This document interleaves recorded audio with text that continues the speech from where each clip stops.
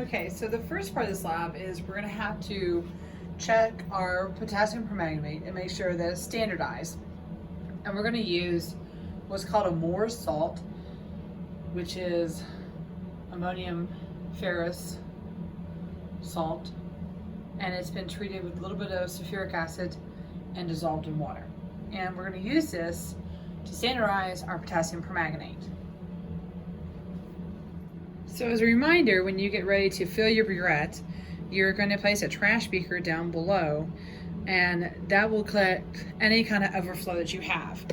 I will remind you to leave your funnel up at the top. It should never come out. You're simply going to lift it as you're feeling it to make sure that you are actually on the 0 mark. Also, before you start filling, check yourself to make sure that you have closed the burette. If you're going to run anything in front of it to check to make sure it's actually working, use distilled water and distilled water only when you do this. So when you think you have it filled, go ahead and open your stopcock at the bottom. Let it come through so we have it flushed all the way through with potassium permanganate, and then you're going to be ready to titrate. Just check yourself by lifting the funnel at the top to make sure that it is actually on the 0 mark. Okay, if we have enough of the stirring magnets, then we'll use our stirring capable hot plates. You will not need heat with it. We're simply just going to use it as a stirring mechanism. We're going to pour 10 milliliters of the Moore's salt into the Erlenmeyer flask underneath. And then we're going to add the potassium permanganate while stirring constantly until we get a pink color. Okay, so I have it stirring. Now we'll slowly add. And I'm waiting for it to turn a faint pink.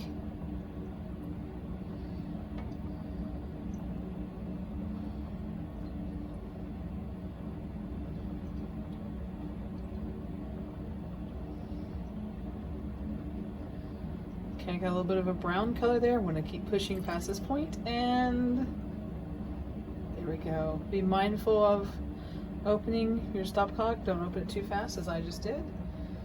Be slow and methodical, looking for light pink. And once we have that, we're going to get our...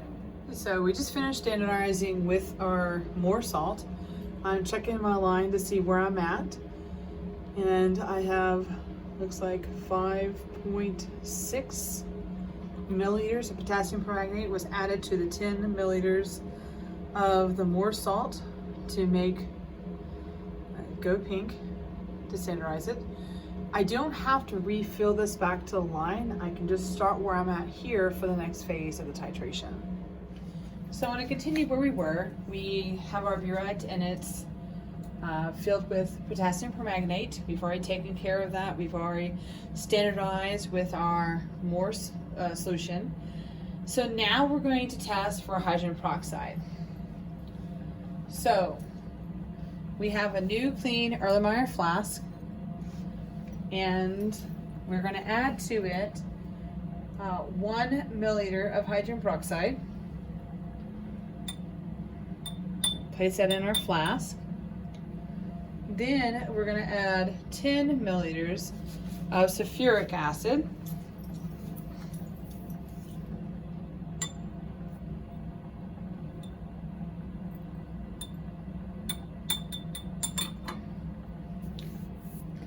We want to make sure that we swirl this and get them mixed up well. And then we're going to add 20 milliliters of distilled water to our flask. Once we have that all added together, we're going to start our titration. Okay, so we're going to open our stopcock and start our titration. Since I'm working by myself, I'm going to use the Matic stir.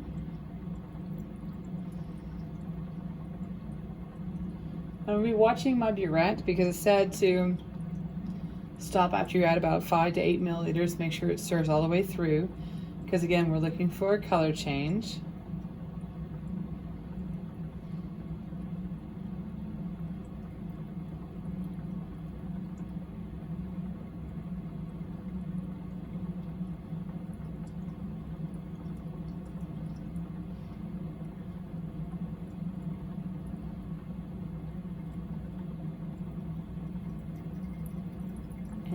we're going to continue this until we get to turn that light pink that we saw earlier.